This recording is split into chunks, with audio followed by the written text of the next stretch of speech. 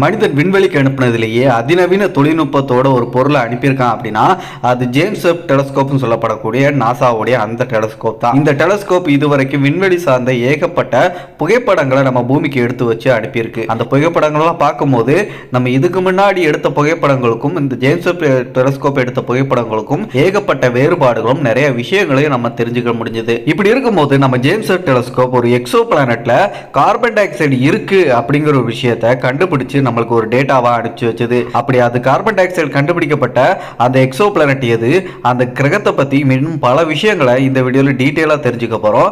நம்ம செய்கிற விஷயம் சேனலை இதான் முதல் தடவை பாக்குறீங்கன்னா சேனலை சப்ஸ்கிரைப் பண்ணி பெல் நோட்டிஃபிகேஷன் கரெக்டா செட் பண்ணிட்டு இந்த வீடியோ கொஞ்சம் கூட ஸ்கிப் பண்ணாம ஃபுல்லா பாருங்க. வீடியோ பார்த்து முடிச்சதுக்கு அப்புறம் வீடியோ பிடிச்சிருந்துச்சு யூஸ்ஃபுல்லா இருந்துச்சா வீடியோக்கு ஒரு லைக் கொடுக்க வந்துறாங்க. Welcome back another new video. நான் உங்கள் சேகர்.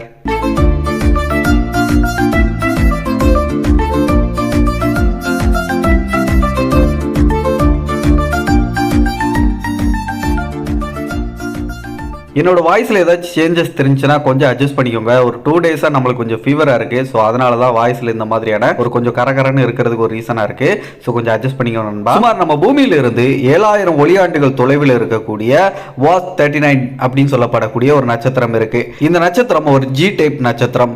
இந்த நட்சத்திரத்தை தொடர்ந்து ஃபோக்கஸ் பண்ணி ஆய்வு பண்ணது மூலமாக அதை சுற்றி கிரகங்கள் வள வருது அப்படிங்கிறத சயின்டிஸ்டுங்க கண்டுபிடிச்சாங்க. இதை தொடர்ந்து அந்த நட்சத்திரத்தை சுற்றி வரக்கூடிய எக்ஸோ பிளானட்டுகளில் வாஸ் 39b அப்படின்னு சொல்லப்படுற அந்த எக்ஸோ பிளானட்டோட அட்மாஸ்பியர்ல மூலக்கூறுகள் என்ன மாதிரி இருக்கு அப்படிங்கறத தெரிஞ்சுக்கலாம்னு சொல்லிட்டு தொடர்ந்து ஃபோக்கஸ் பண்ணி ரிசர்ச் பண்ணிட்டு இருந்தாங்க.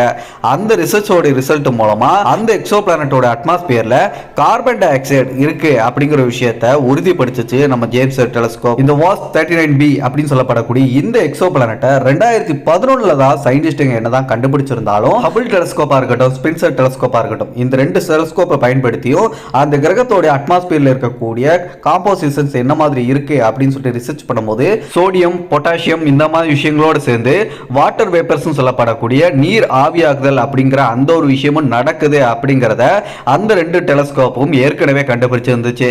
ஆனா ஜேம்ஸ் வெப் டெலஸ்கோப் ஒரு படி மேல போய் இந்த கிரகத்தோட அட்மாஸ்பியர்ல கார்பன் டை ஆக்சைடு சொல்லப்படக்கூடிய CO2 இருக்கு அப்படிங்கறத 100% உறுதிப்படுத்துச்சு. இதை தாண்டி அந்த வாஸ் 39 அப்படிங்கிற அந்த நட்சத்திரத்தை அதோட எக்ஸோ பிளானட் ஒரு தடவை முழுசா சுத்தி வர்றதுக்கு எவ்வளவு நாட்கள் எடுத்துக்குது அப்படின்னு பாத்தீங்கன்னா வெறும் பூமியோட நாட்கள் படி 4 நாட்கள்ல முழுசா சுத்தி வந்துருமா அந்த நட்சத்திரத்தை. அவ்வளவு வேகமா அந்த நட்சத்திரத்தை அந்த கிரகம் சுத்தி வந்துட்டு இருக்கு. எல்லாத்துக்கும் மேல அந்த கிரகத்தோடைய அந்த டெம்பரேச்சர் அப்படிங்கிறது, சர்ஃபேஸ் டெம்பரேச்சர் அப்படிங்கிறது நம்ம மெர்க்குரி பிளானட்டோடைய புதன் கிரகத்தோடைய டெம்பரேச்சரை விட ரொம்ப ரொம்ப அதிகம் அப்படின்னு சொல்றாங்க. அதுவும் எந்த அளவுக்கு அப்படின்னு பாத்தீங்கன்னா 900 டிகிரி செல்சியஸ் கொண்ட வெப்பமான ஒரு கிரகமா தான் இந்த கிரகம் இருக்குது அப்படின்னு சொல்லிட்டு சயின்டிஸ்டுங்க கெஸ் பண்றாங்க. சரி, இந்த எக்ஸோ பிளானட்டை எந்த மெத்தட் மூலமா விஞ்ஞானிகள் கண்டுபிடிச்சாங்க அப்படிங்கிற ஒரு கேள்வியும் வரும்ல. இதற்கான ஆன்சர் அப்படிங்கிறது இந்த கிரகத்தை டிரான்சிட்டிங் மெத்தட் அப்படின்னு சொல்லப்படுற அந்த ஒரு முறையை பயன்படுத்தி தான் சயின்டிஸ்டுங்க கண்டுபிடிச்சிருக்காங்க. டிரான்சிட்டிங் மெத்தட்னா என்னன்னு புதுசா தெரியாதவங்களுக்கு நான் இப்போ கொஞ்சம் ஷார்ட்டா எக்ஸ்பிளைன் பண்றேன். ஒரு கிரகம் ஒரு சூரியனை சுத்தி வரும்போது அந்த சூரியன் வெளிப்படுத்தக்கூடிய அதோட பிரைட்னஸ்ல சின்னதா ஒரு தடங்களை ஏற்படுத்தும். அப்படி தடங்களை ஏற்படுத்தும் போது அங்க ஏதோ ஒரு பருப்பொருள் சுத்தி வந்துட்டு இருக்கு, அதனாலதான் அந்த சூரியன் வெளிப்படுத்தக்கூடிய அந்த பிரைட்னஸ்ல சின்னதா ஒரு தடங்கள் ஏற்படுது அப்படின்னு சொல்லிட்டு சயின்டிஸ்டுங்க உறுதிப்படுத்துவாங்க. அது மேபி ஒரு கிரகமா இருக்கலாம் அப்படின்னு சொல்லிட்டு கெஸ் பண்ணி தான் அங்க ஒரு கிரகம் இருக்கு அப்படிங்கறத சயின்டிஸ்டுங்க கண்டுபிடிக்கிறாங்க. சோ அதே மெத்தடை பயன்படுத்தி தான் இந்த கிரகத்தை வாஸ் 39b அப்படிங்கிற கிரகத்தை சயின்டிஸ்டுங்க கண்டுபிடிச்சாங்க. சரி, இப்ப இதெல்லாம் ஓகே. 7000 ஒளியாண்டுகள் தொலைவில் இருக்கக்கூடிய இந்த கிரகத்துல அட்மாஸ்பியர்ல இந்த மாதிரியான காம்போசிஷன்ஸ்லாம் இருக்கு அப்படின்னு சொல்லிட்டு சயின்டிஸ்டுங்க எப்படி கண்டுபிடிக்கிறாங்க அவ்வளவு தூரத்துல இருக்கக்கூடிய கிரகத்துல அப்படிங்கிற ஒரு கேள்வியும் உங்க மனசுல வந்திருக்கும். அதையும் நான் உங்களுக்கு சிம்பிளா புரியுற மாதிரி எக்ஸ்பிளைன் பண்றேன். இப்போ நீங்க இந்த அனிமேஷன் வீடியோவை, சிமுலேஷன் வீடியோவை கொஞ்சம் தெளிவா பாருங்க. இப்போ இதுல ஒரு மையத்துல ஒரு சூரியன் இருக்கு, அதை சுத்தி கிரகங்கள் பல வருது.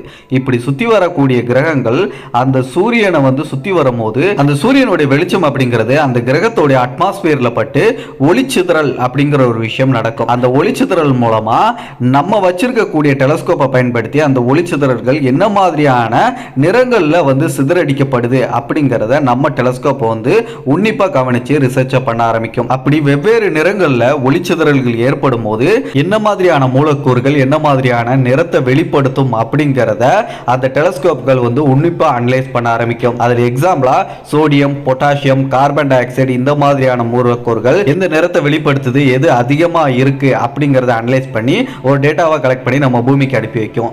இப்படி தான் ஹபிள் டெலஸ்கோப்பா இருக்கட்டும், ஸ்பென்சர் டெலஸ்கோப்பா இருக்கட்டும், இப்போ ஜேம்ஸ் வெப் டெலஸ்கோப்பா இருக்கட்டும், இது எல்லாமே அந்த கிரகத்தோட அட்மாஸ்பியர்ல இருக்கக்கூடிய காம்போசிஷன்ஸ் என்ன மாதிரி இருக்கு அப்படிங்கறத அனலைஸ் பண்ணி நமக்கு அனுப்பிச்சு வச்சது.